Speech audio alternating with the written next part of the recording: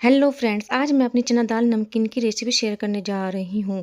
ये रेसिपी मैं स्पेशली उन लोगों के लिए जो दाल की नमकीन बनाने में कठिनाई अनुभव करते हैं या कम तेल में बनाना चाहते हैं, उसको ध्यान में रखते हुए मैं शूट कर रही हूँ। इसके लिए मैंने यहाँ पर 125 ग्राम चने की दाल ली है। सबसे पहले हम चने की दाल को साफ पानी में भिगो करके ढक करके कम से कम 5 से 6 घंटे के लिए छोड़ देंगे ताकि हमारी चने की दाल अच्छे से सॉफ्ट हो जाए। ये सॉफ्ट होने में थोड़ा-सा ज़्यादा टाइम लेती है और जब ज़्यादा सॉफ्ट हो जाती है उसके बाद जब हम इसकी नमकीन बनाते हैं, मैंने देखा है कि इसका रिज़ल्ट अच्छा आता है। अगर आपको जल्दी है आप कम से कम 3 से 4 घंटे भिगो सकते हैं या इसे ओवरनाइट भी छोड़ सकते हैं।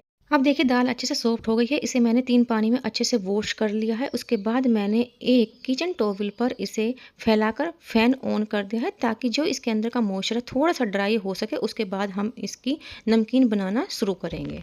ये देखिए हमारी दाल का मॉइस्चर अच्छे से सूख चुका है। मैं हाथ से छू रही हूँ, मेरे हाथ में बिल्कुल भी पानी नहीं आ रहा है। हम हमें दाल को इतना ही सुखाना होता है कि जो इसमें पानी है वो सूख जाए। बहुत ज़्यादा नहीं सुखाना होता, बस इतना कि हम जब हाथ से छुएँ उसमें मॉइस्चर ना आए। अब हम इसे एक प्लेट में ले लेंगे।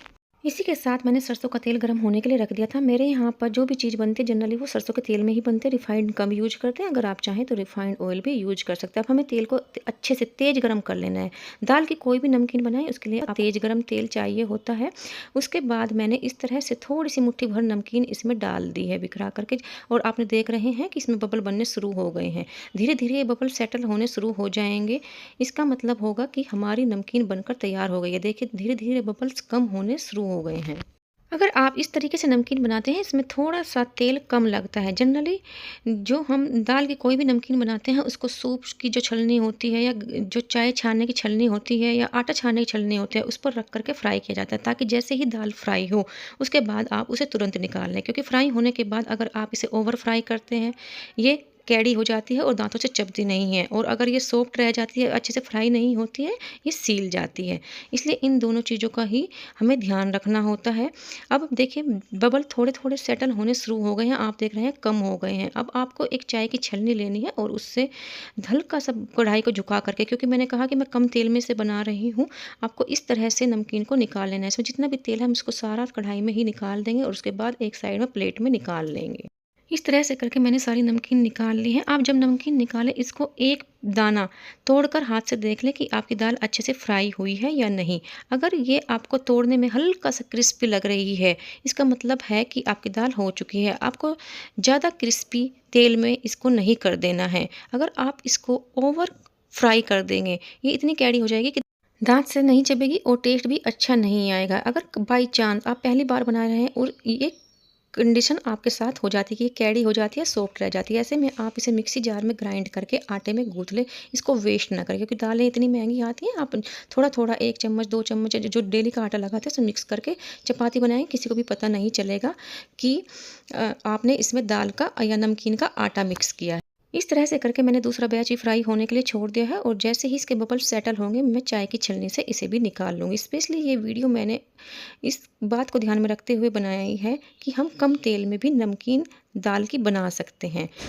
क्योंकि जनरली दालों को जैसे मैंने चाय की छलनी से इसे बाद में निकाला है, चाय की छलनी पर रख कर के या फिर सूप की जो चौड़ी छलनी आती है, आटा की छलनी आती है या चावल छानने की जो छलनी आती है, उस पर रख कर के फ्राई किया जाता है ताकि जैसे ही दाल फ्राई हो, उसे तुरंत निकाल लिया जाए। क्योंकि अगर दाल एक बार फ्राई होने के बाद तेल में पड़ी रहती है तो वो हार्ड हो जाती है।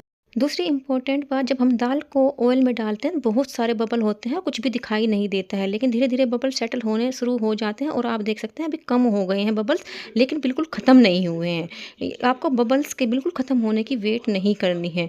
जैसे ही वो थोड़े से बचें, उसके बाद आपको एक बार हाथ में लेकर के चेक करना है कि आपकी दाल क्रिस्प हुई है, फ्राई हुई है या नहीं, और उसके बाद आपको निकाल लेना है। इस तरह से करके मैंने सारी दाल को फ्राई कर लिया है और उसे एक बटर पेपर या टिश्यू पेपर पर आपको रख लेना है ताकि जो इसमें एक्स्ट्रा ऑयल हो वो सारा निकल जाए। मैं इसे बटर पेपर से थोड़ा सा प्रेस करके ऑयल निकाल रही हूँ। अब हम दाल को एक प्लेट में निकाल लेंगे या एक कंटेनर में निकाल लेंगे और जो बटर पेपर था उसको फेंक देंगे। हम इसमें डालेंगे थोड़ा सा भुना जीरा पाउडर, थोड़ा सा स्वादानुसार सफ़ेद नमक, थोड़ा सा काला नमक और थोड़ा-सा आमचूर पाउडर, और अगर आप तीखा पसंद करते हैं तो थोड़ी-सी नॉर्मल लाल मिर्च, थोड़ी-सी कश्मीरी मिर्च पाउडर, और इन सबको अच्छे से मिक्स कर लेंगे। और यकीन मानिए ये बाज़ार से भी अच्छी हमारी नमकीन बनकर घर पर तैयार हुई है। मुझे यकीन ही नहीं आया, मैंने पहली बार इस नमकीन को बनाया था और मुझे यकीन नहीं आया कि ये घर पर भी इतनी अच्छी बनकर तैयार हो सकती है। इससे पहले मैंने दाल को फ्राई किया, लेकिन मैं और मिक्सचर वगैरह बनाती थी। इस तरह से मैंने चने की दाल की नमकीन पहली बार बनाई है। अब मैं आपको एक दाना तोड़कर दिखाती हूँ कि वो कितना क्रिस्पी बनी है। अब आप इसे एक एयर टाइट कंटेनर में रख करके स्टोर कर लें, ये महीनों तक खराब नहीं होती है। अगर आपको मेरी रेसिपी पसंद आई हो तो कमेंट बॉक्स में लिखकर जरूर बताइएगा। Thanks for watching, bye bye.